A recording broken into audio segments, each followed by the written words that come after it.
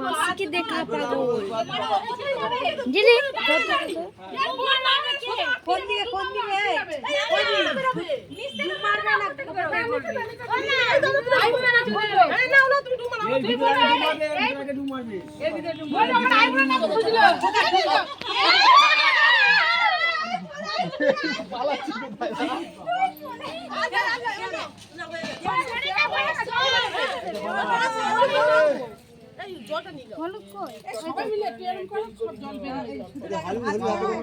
এবার হলুদ দাও সবার হাতে একটু হলুদ দাও।